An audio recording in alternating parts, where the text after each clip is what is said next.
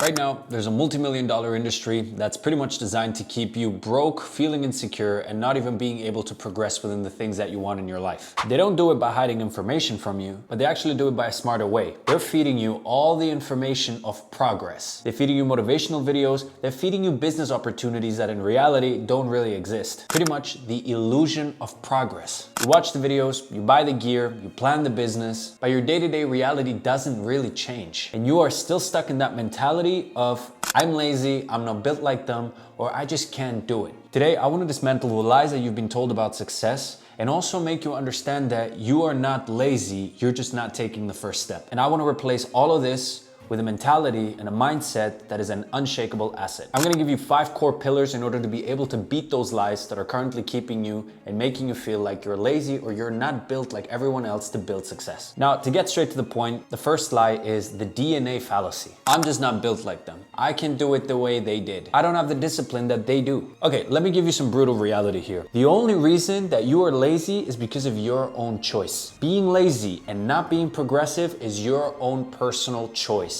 It's not a genetic blueprint. It's not something that you're born with. It's something that you choose to be. The thing that separates you from the highest achievers is not intelligence, and it's definitely not some genetic thing that's within their DNA. It's being able to take a step forward. When you choose to be on social media all day long, or sit on a couch, eat potato chips, and watch Netflix all day long, believe me, this isn't just you being lazy, this is you taking a choice to keep running your software brokenly. Let me give you an analogy. Imagine that you have an amazing sports car. It's a super fast car. It's got potential to be 0 to 100 within 3 seconds. You fill up the gas tank, and then you literally start walking home afterwards. That is literally what you're doing every time you decide to not go and get what you want, work towards what you want, and sit on the couch and just procrastinate and brain rot. The successful people that have all the success in the world just simply were much better at engineering the first step. All the successful people that you see, that you think you're not built like them, just did one thing differently than you. They understood and they engineered an environment where the cost of inaction was too much for them to pay. And they decided to just start tackling their problems. Start going ahead and try to actually get whatever it is that they want. So stop blaming your biology and failure on your execution. But then here comes the second trap, or like the second piece of lie that you're told. The paralysis of the starting line.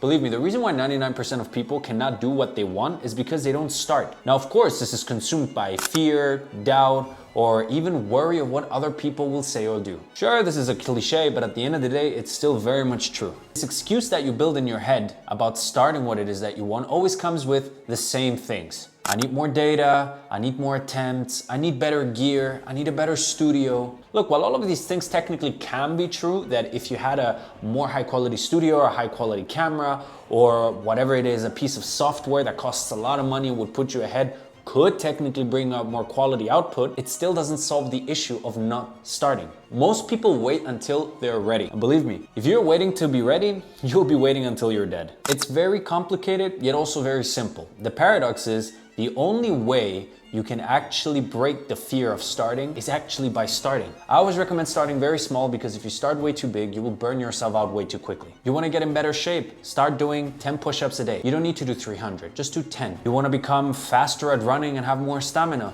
Start running 5 minutes a day, even if it's just 5 minutes, but do it every day consistently. Something so small can actually lead and compound into something greater in the future. Look, fear lives entirely in the gap of intention and execution. The longer you sit in that gap, the longer your fear grows. Funny thing is, I remember I used to write a lot, and I used to think that I had creative blocks. And for creative blocks, all I had to do was take a step back and just let it go. In reality, the only way you actually beat creative block is by actually writing. You write and you start flowing. And once you start flowing, even if it's not the most amazing piece of work you might have ever had, you still started and you still wrote more than you did before. So please, stop waiting until you're ready. That day is never gonna come. Start small and start compounding. This leads me to number 3, which is kind of a thing that we all deal with, and it's the status trap. I'm very curious. Why do you want the momentum that you want, and why do you want the success that you want? Is it to buy yourself freedom? Or is it because you actually believe in a vision that you have and you want to scale it and build it? Or is it because you want to buy yourself an identity? Look, in today's day and age, the one thing I realize is that entrepreneurship and in general success has been romanticized way too much. It's been made this whole thing of how attractive it is, having all that money, the cars, the luxury, and actually being someone. But I think that actually destroys the reality of what success and what actual identity is nowadays. I want you to ask yourself one very uncomfortable question. Imagine there was no social media. There were no photos, there were no videos, and there were no people that could see within your life. Would you still buy the same things that you desire today? Would you still want that luxury watch? Would you still want that G-Wagon? Would you still post that picture on social media eating at a 3-course Michelin restaurant? The brutal reality of this generation is that a lot of people say they make financial decisions, but in reality what they do is they take social decisions. As human beings, psychologically and also biologically, we crave to belong somewhere. We crave to be part of a pack, be accepted within a community. It is in our DNA. And in a lot of ways, people sometimes are willing to do the extra step, which is to buy all of these things that can put them looking like they're in the top 1% of the world. Now, given this also comes with wanting admiration and status, but it also comes with belonging somewhere. And the reality is way too many people are renting status to impress people that, to be honest, a lot of times they don't even like. We trap ourselves in a stress sort of bubble because we crave and obsess over this luxury lifestyle that at the end of the day literally means nothing to us. True financial leverage is not about owning luxury assets. It's about owning your time.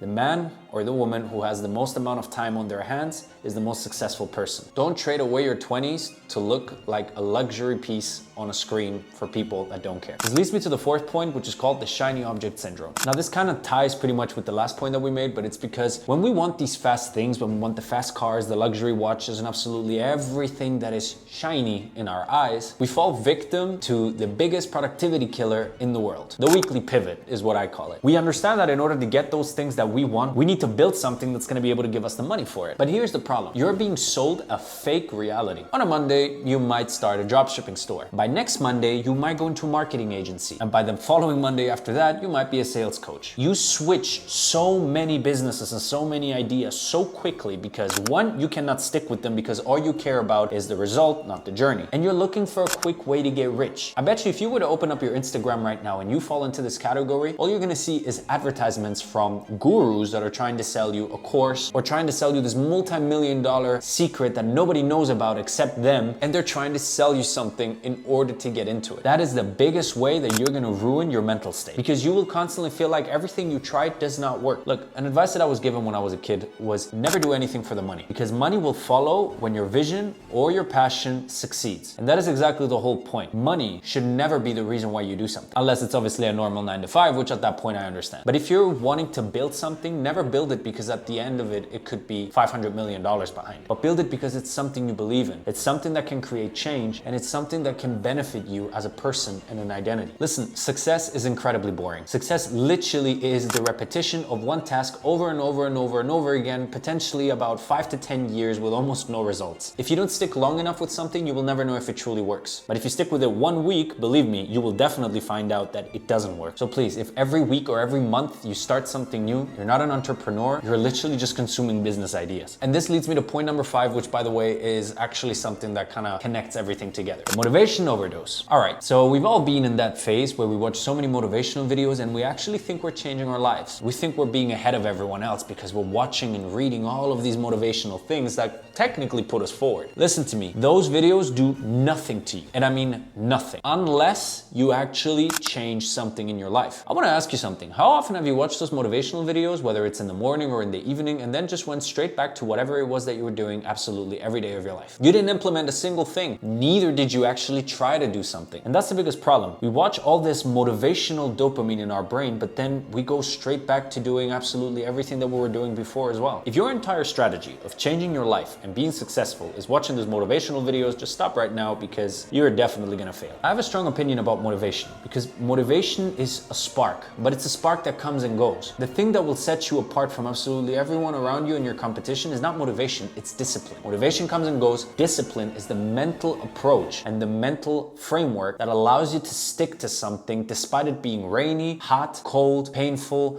or whether it is that you currently don't even have zero energy for it. There's a lot of times where I have no energy to go to the gym, or I have no energy to record these videos, but I still do it because it's something I have to do. Discipline will beat motivation every single day. So stop consuming all those motivational videos and actually start implementing change. How do you do that? Like I mentioned before, always start small. You don't need to start super big in order to implement change. You want to be fitter, start running 5 minutes a day. You want to be stronger, start doing every single morning, the same moment that you wake up, 5 push-ups, just 5. By implementing small amounts of change, you're able to actually compound in the future if you keep at it for long enough. So please, stop looking for an emotional high through motivation. Motivation won't always be there, but discipline will always stay. Look, the road to success is a complicated one, and success means differently for absolutely everyone. And while it is heavy and it can be difficult, it's not unachievable. You don't need another video, you don't need another business model, and you don't need to impress people that don't care about you through status or clothes or watches. Don't get me wrong, those things are cool. I like watches, I like cars, and I like luxury in general. The difference is, for me, those are not priority things. Luxury is a secondary priority. It's more of a leisure. My main priority will always be my business and my development as a person and as a business person. Making sure that whatever it is that I create, I push it forward. So much money that I've made and I reinvest it and don't spend it because, well, that's the smart thing to do. Of course, you can treat yourself to something nice from time to time, but it has to be prioritized correctly. You need to pick one vehicle, build an unshakable daily habit around it, and refuse to look right or left for the next 6 months. Start believing in yourself, and only then you'll be able to succeed. And as always, please like, subscribe, and I will see you in the next one.